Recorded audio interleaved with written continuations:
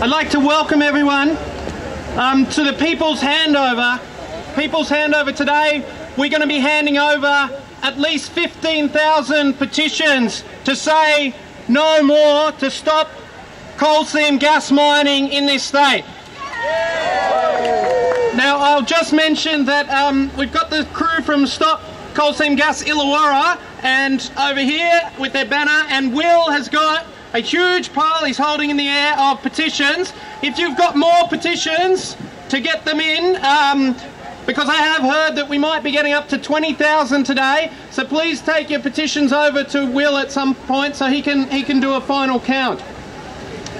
I want to start by acknowledging the traditional owners of the land we're on, the Gadigal people of the Eora Nation, and also acknowledge that for 40,000 years Aboriginal people have lived in harmony with this land, and yet all that could be threatened in a few short years by the coal seam gas industry and their threats to our water and to our land. Now, our petition asks for three basic things. A royal commission into all aspects of coal seam gas mining, into effects on our precious water, into effects on land, on health, on safety, effects on the community.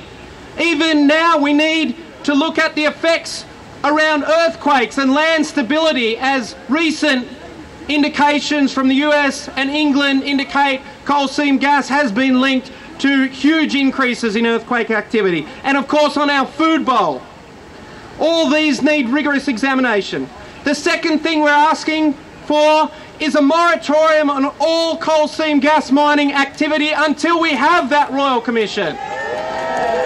It's unacceptable that we are hearing people saying, well, it's okay, and the industry saying we'll have some investigation, but we want to plough ahead with the mining and with the exploration. That's not good enough. No activity until every bit of information is known. And thirdly, a ban, an immediate ban on the horrendous process of fracking, of pumping chemicals and sand and water into the ground, causing explosions below ground to release the gas. That's unacceptable. So you're here today representing the majority. Of course, this is happening on a weekday. It's not easy for people to give up the day of work. It's fantastic, those who have been able to today, but you're representing tens of thousands of people who've signed the petition and hundreds of thousands and millions more who agree with the petition. All the polls indicate a moratorium on coal seam gas mining now. Well, I want to hand over to our first speaker, someone who I work very closely with and who's been a real mainstay of the campaign in Stop CSG Sydney, who lives just 1 or 2 kilometres from the site of a proposed exploratory mine in St Peters. Please welcome Isabel McIntosh.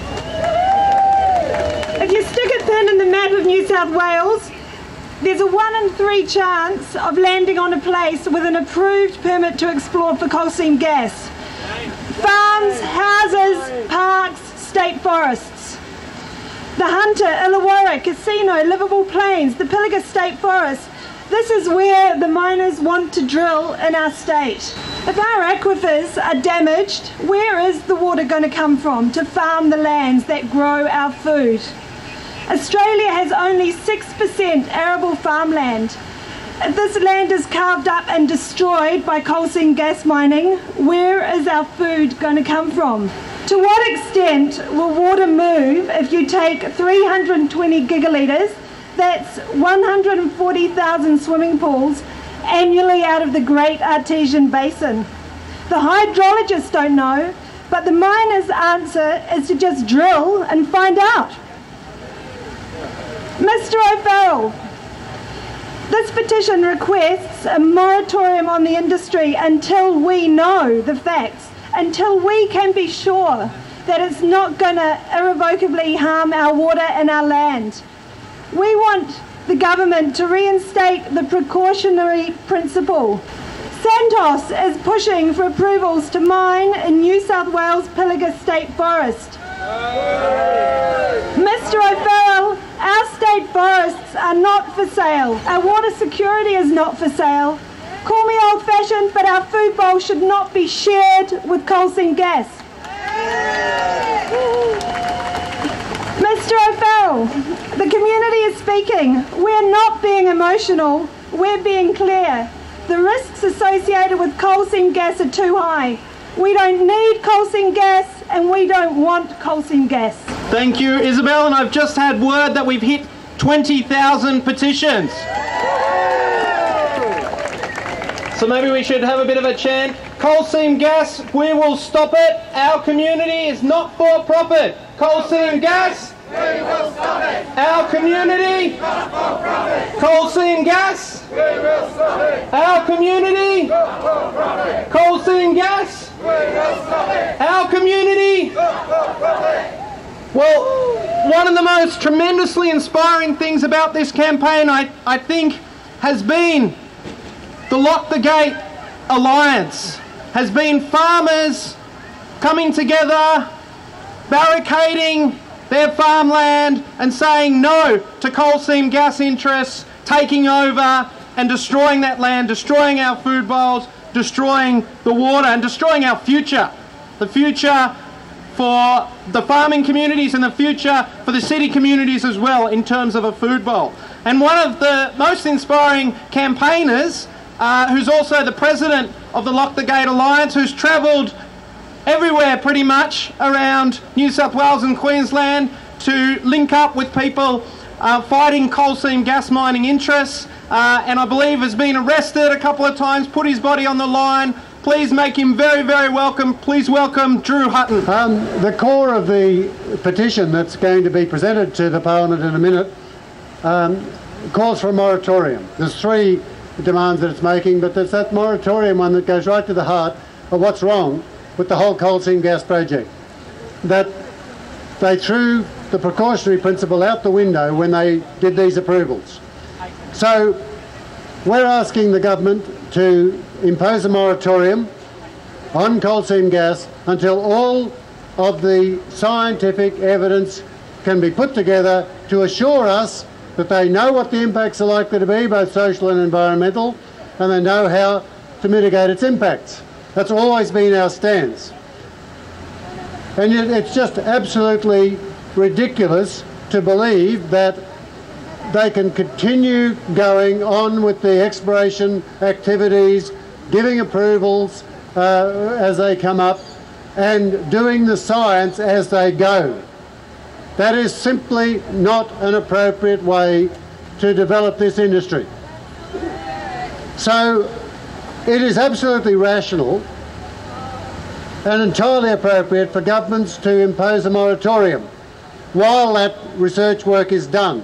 But of course they are not going to do that. We're going to hand a petition to Barry O'Farrell in a minute asking him to do it.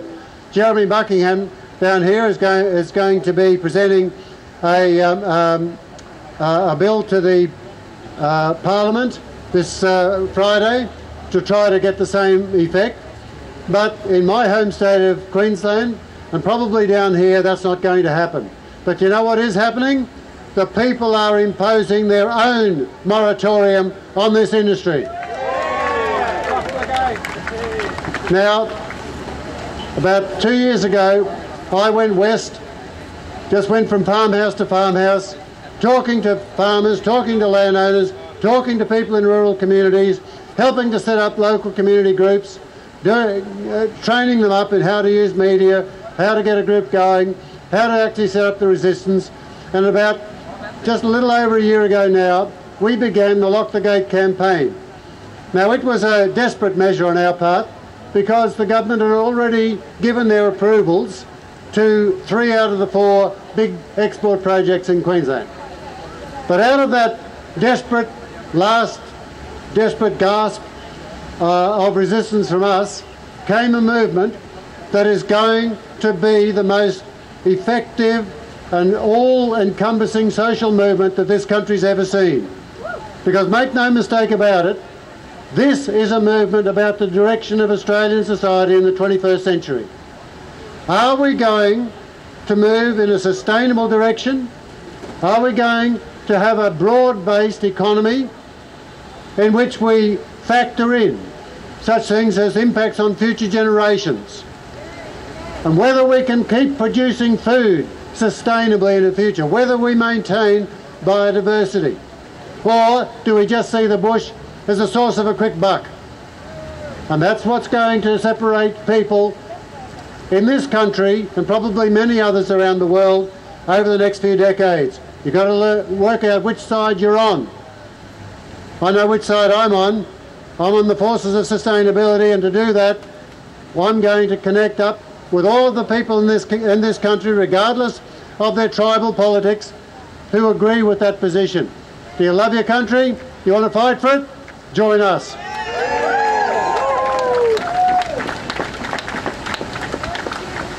In the Northern Rivers, they locked the gate. At Moree, they'd locked the gate. At Balata, they locked the gate.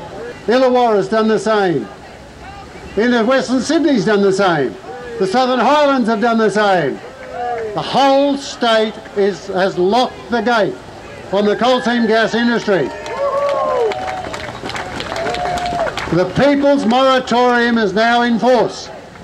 But we've got the coal seam gas industry in New South Wales locked down. They can hardly move. The Lock the Gate Alliance is going to expand its activities. We're going to step it up one. Gandhi once said, the role of a civil resistor is to keep pushing. Communities have taken consensus decisions all around this state to not allow these companies onto their communities, but now we're going to go one step further. If they bring any infrastructure, any of their infrastructure, into a community, if they want to set up a drilling rig or a test rig, or some seismic surveys, or any other infrastructure in a community, we'll blockade them. So, Lock the Gate is going to block the gate. The people at Corona did that several weeks ago. They locked Santos out, and Santos went away. Now we're going to do that with every other company that wants to come onto land where the community has said no. And that's many, many places. So over the next few weeks and months, we're going to see communities take that decision. And it's going to be the most remarkable thing this country's ever seen. We're going to see, old ladies, old men, farmers, ordinary people sitting down having cups of tea on a picket line, not allowing these companies to come onto their property. It's going to be incredibly polite, but it's going to be effective. They can't move. They can't move. The people's moratorium and the people's blockades will actually save the bush in this state from the devastation which these companies and this government want to unleash upon them. Thank you very much.